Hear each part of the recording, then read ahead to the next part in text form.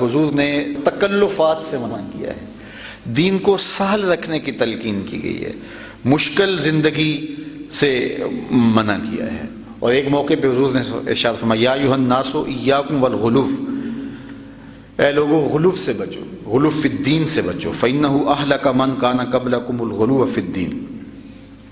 فرمایا کہ تم میں سے جو پہلے لوگ گزرے ہیں ان کو ہلاک کیا غلو فی الدین نے، کہ انہوں نے دین میں ایسی چیزیں شامل کر لیں جو دین میں نہیں تھی۔ تو بعض کا انسان اپنی خواہش نفس سے زیادہ متقی، وہ ہمارے پنجابی میں کہتے ہیں اس کو تقوی کا ہیضہ ہو گیا، تو وہ خام خواہ اتنا زیادہ متقی بننے کی کوشش کرتا ہے کہ شریعت نے وہ اس پر لاگو ہی نہیں کیا ہے۔ وہ ایک صاحب ہیں، میں نام نہیں لیتا، تو وہ یہ گوبر کے جو اپلے نہیں ہوتے، ان کی جو آگ ہوتی ہے، اس کے اوپر پکا ہوا کھانا نہیں کھاتے۔ تو پوچھا گیا کہ حضرت یہ کیوں نہیں کھاتے؟ تو وہ کہتے ہیں کہ چونکہ یہ گوبر پاک نہیں ہوتا تو اس کی آگ کیسے پاک ہوگی، تو اس آگ کے اوپر جو کھانا پکے گا وہ کیسے پاک ہوگا، تو میں تو لکڑی کے آگ کا کھانا جو ہے وہ پکا ہوا کھا سکتا ہوں۔ تو میں نے کہا سبحان اللہ، یعنی یہ بھی تو ان کا ایک دین ہے۔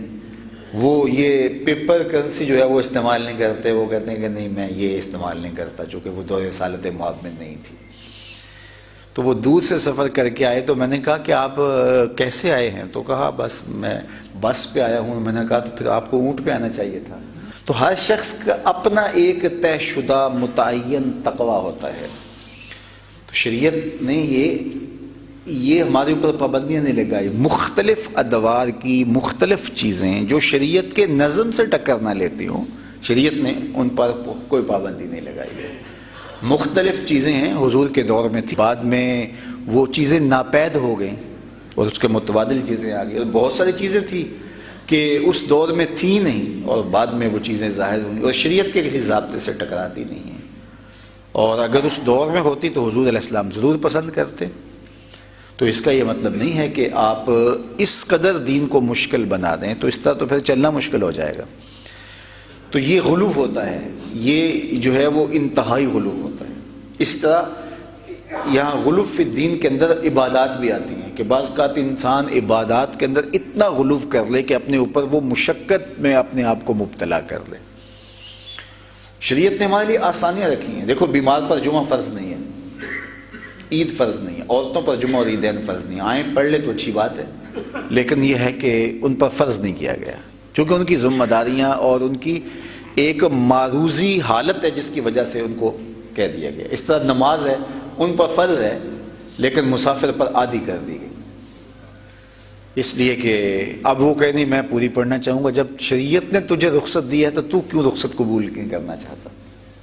اسی طرح اور بہت سارے امور ہیں جس میں شریعت نے ہمیں رخصت دی ہوئی ہے، تو جہاں شریعت رخصت ہمیں دیتی ہے ہمیں اس رخصت سے فائدہ حاصل کرنا چاہیے، اور جہاں شریعت رخصت نہیں دیتی ہے تو وہ ہمیں کرنا ہوگا۔ تو اپنی مرضی سے ہم اپنے اوپر سختی نہیں کر سکتے۔ حضرت عبداللہ ابن عباس یا فضل بن عباس رضی اللہ تعالی عنہ، دونوں میں سے کوئی ایک تھے، راوی کو شک ہے کہ ان دونوں میں سے کون تھا۔ تو حضور علیہ السلام نے کنکر رمی جمار کے لیے طلب فرمائے، تو وہ جا کے مناسب سائز کے ساتھ کنکر لے آئے، تو انہوں نے حضور علیہ السلام کو وہ کنکر پیش کیے۔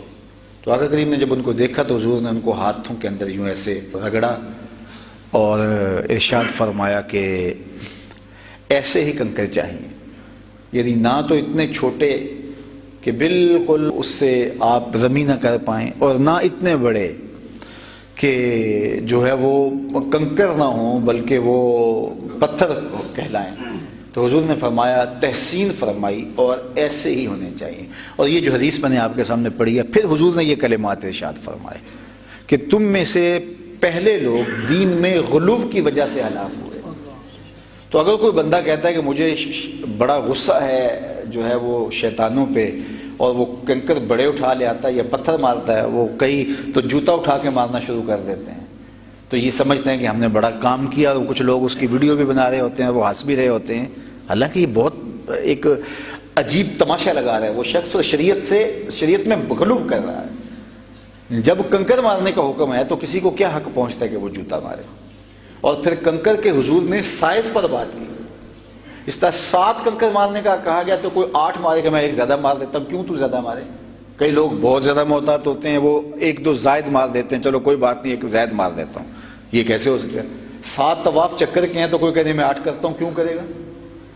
ظہر کی 4 رکعتیں فرض ہے, وہ کہتا نہیں میں 5 پڑھوں گا تو کیوں پڑھے گا جی؟ یہ غلو ہوگا. اب وہ کہتے ہیں جی میں تو جو ہے وہ رکعت ہی ایک زائد پڑھ رہا ہوں, لیکن یہ غلو ہے. دین نے جو حد بندی کی ہے اس کے مطابق کرنا ہوگا. ڈاکٹر کہتا ہے یہ گولی صبح شام اور دوپہر کھانی ہے, اور کہتا ہے نہیں میں 6 مرتبہ کھاؤں گا دن میں, تو وہ کہتا ہے کہ میں زیادہ ہی دوائی لے رہا ہوں. نہیں, ڈاکٹر کو پتا ہے کہ زیادہ دوائی لینے سے تجھے نقصان کیا ہوگا, تو نہ کم کرے گا اور نہ زیادہ کرے گا. تو اسی طرح حضور علیہ السلام نے فرمایا کہ تم سے جو پہلے لوگ تھے انہوں نے غلو کیا.